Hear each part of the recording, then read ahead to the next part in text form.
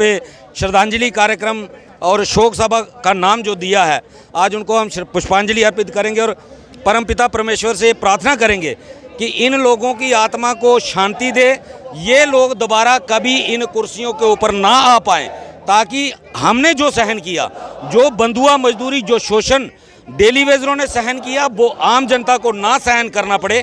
इसलिए आज इनका पूरा क्रियाक्रम हम लोग कर रहे हैं कि ये दोबारा कभी ऐसी पावर में ना आ सके। इनको भगवान इनकी आत्मा को शांति दे, इनको मुक्ति प्रदान करे, ये इस दुनिया से मुक्त हो जाएं, दोबारा इस दुनिया में ना आ पाए। राजनीति से मुक्ति?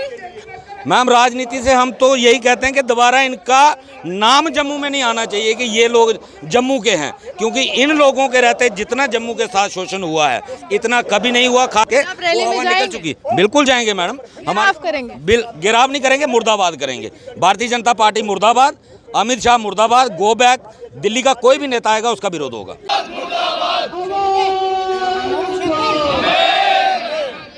जम्मू कश्मीर के मेहनत कशो, जम्मू कश्मीर के मेहनत कशो, जम्मू कश्मीर के मेहनत कशो, जम्मू कश्मीर के मेहनत कशो।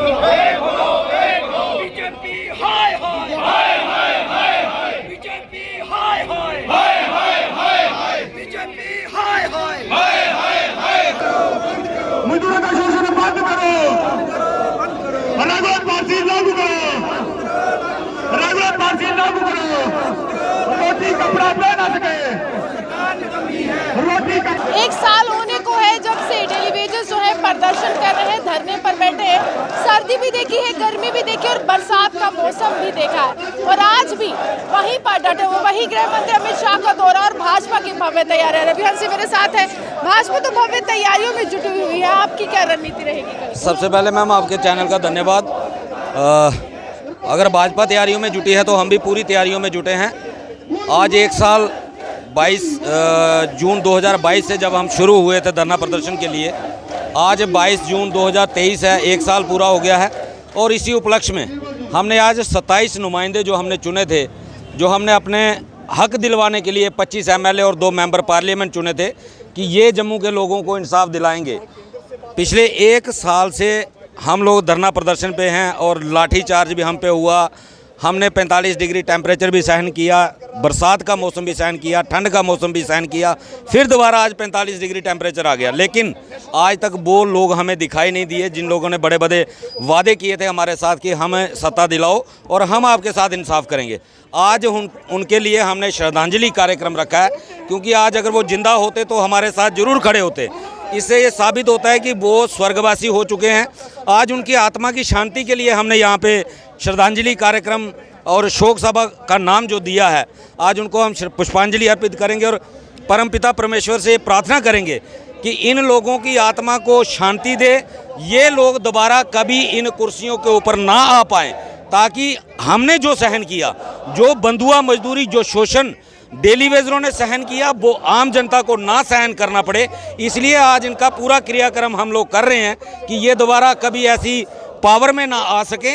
इनको भगवान इनकी आत्मा को शांति दे, इनको मुक्ति प्रदान करे, ये इस दुनिया से मुक्त हो जाएं, दोबारा इस दुनिया में ना आ पाए। राजनीति से मुक्ति?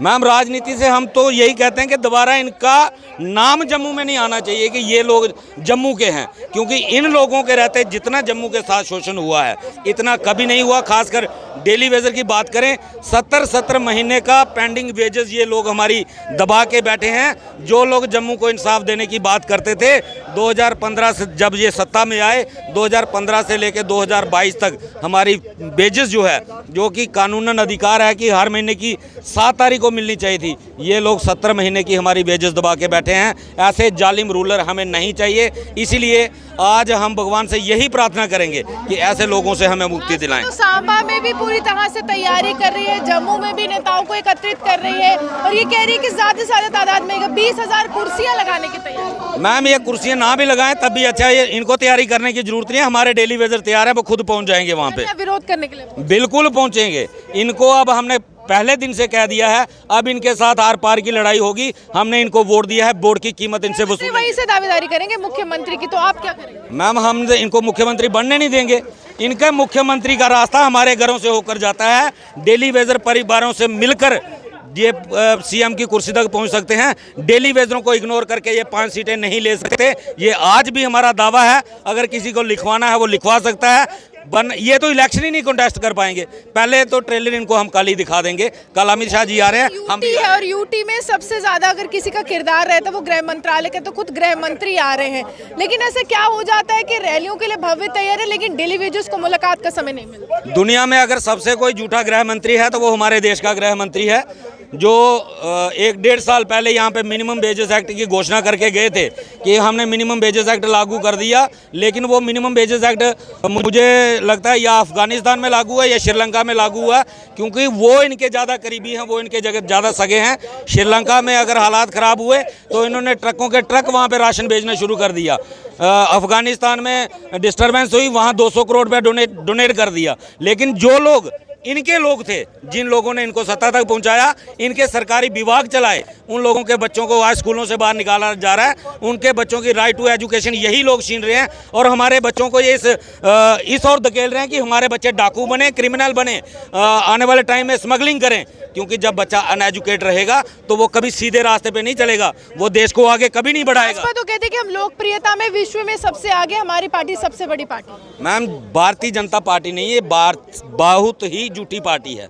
ये सिर्फ झूठ बोलने में माहिर है और ये सारे झूठे। अगर ये इतनी ही पॉपुलर पार्टी होगी तो अभी कर्नाटका अभी लेटेस्ट हारा इन्होंने। अगर इतने ही पॉपुलरिटी है तो हिमाचल हार गए, एमसीडी दिल्ली हार गए। और कहाँ से पॉपुलरिटी है? पॉपुलरिटी थी कभी, लोगों को गुमराह किया गया था गुजरात मॉडल दिखा करके। आप रैली में निकल चुकी। बिल्कुल जाएंगे मैडम, हम करेंगे, गिराव नहीं करेंगे, मुर्दाबाद करेंगे। भारतीय जनता पार्टी मुर्दाबाद, अमित शाह मुर्दाबाद, गो बैक। दिल्ली का कोई भी नेता आएगा उसका विरोध होगा। देखिए, साफ तौर पर दिल्ली से कोई भी नेता आएगा तो उसका विरोध करने का काम जो है तमाम डेली वेजेस करेंगे। आपको तस्वीरें दिखाते हैं, यहाँ पर काफ़ी बड़ी संख्या में डेली वेजेस जो है यहाँ पर एकत्रित हुए। 1 साल का समय होने को है और अभी तक जो समस्याएं हैं वो बढ़ रही हैं, कोई भी मसला जो है हल नहीं हुआ है। भीषण गर्मी पड़ रही है जम्मू में, लेकिन विभिन्न ज़िलों से यहाँ पर तमाम डेली वेजर्स जो हैं आए हैं और यहाँ पर आते हुए एक ही मांग बार बार की जा रही है उनके द्वारा। पवन जी, गृह मंत्री के दौरे को लेकर क्या रणनीति रहेगी, क्योंकि तमाम विभागों के डेली वेजर्स इस बार आपके साथ हैं? देखिए, सबसे पहले रूहानी जी, व्यूज़ टुडे की पूरी टीम का और आपका और आपके माध्यम से ही मीडिया का शुक्रगुजार हूँ कि मीडिया लगातार हमारी सुध लेने जो है पहुँचता है। और ये आज का जो प्रोटेस्ट है ये बरसी के रूप में हम लोग मना रहे हैं। बरसी इसलिए कि 1 साल से 365 दिन से लगातार मेरा डेली वेजर साथी जो है जल शक्ति से, इरिगेशन से, टूरिज्म से, स्टेट डिपार्टमेंट से, जितने भी मुख्तलिफ महकमे हैं, अलग अलग एरिया से मेरे साथी जो है अपनी आवाज़ उठा रहे हैं। और ख़ास तौर पर यह PHE एम्प्लॉइज यूनाइटेड फ्रंट के बैनर तले यहाँ पर हमारा प्रोटेस्ट जो है 365 दिन टच कर चुका है। और गृह मंत्री जी का जो है आगमन कल 23 तारीख को होने जा रहा है।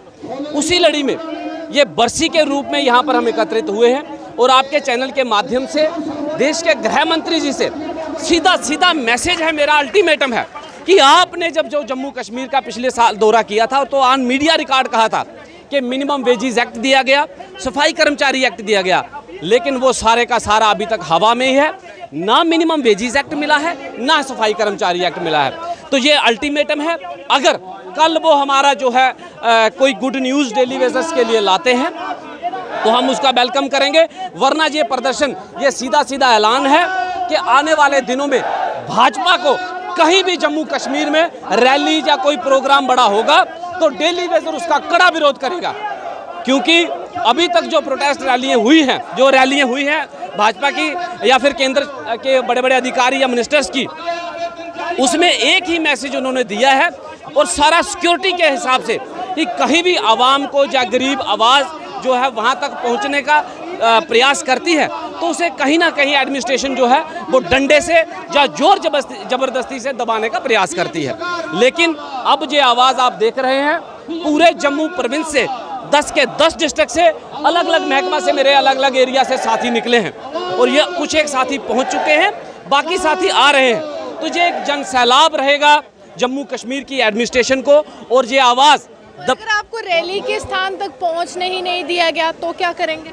देखिए, मैं यही तो चीज़ तो कह रहा हूँ कि ये डंडे के जोर पे या ताकत के जोर पे बल प्रयोग करेंगे, जेकेपी लगाएंगे या उसके साथ साथ और कोई फोर्सेस वगैरह लगाकर। लेकिन ये कहूँगा कि भाजपा जो है वो जम्मू कश्मीर में ये सपना देख रही है कि आने वाले दिनों में फिर से जम्मू कश्मीर में एक बार सरकार बनाने का जो सपना देखा जा रही है, तो सबसे बड़ा अगर कोई टारगेट है उनके आगे तो वो ये 61,000 परिवार है। अगर हमारे 61,000 परिवार कैजुअल लेबर्स, डेली वेजर्स के हक में फैसला सरकार लाती है तो जो होगा, मैं जोरों शोर से कहूँगा कि जम्मू कश्मीर में आपको झंडे या डंडे उठाने के लिए लोगों की ज़रूरत नहीं पड़ेगी। ये 61,000 लोग ही आपका प्रचार कर देंगे।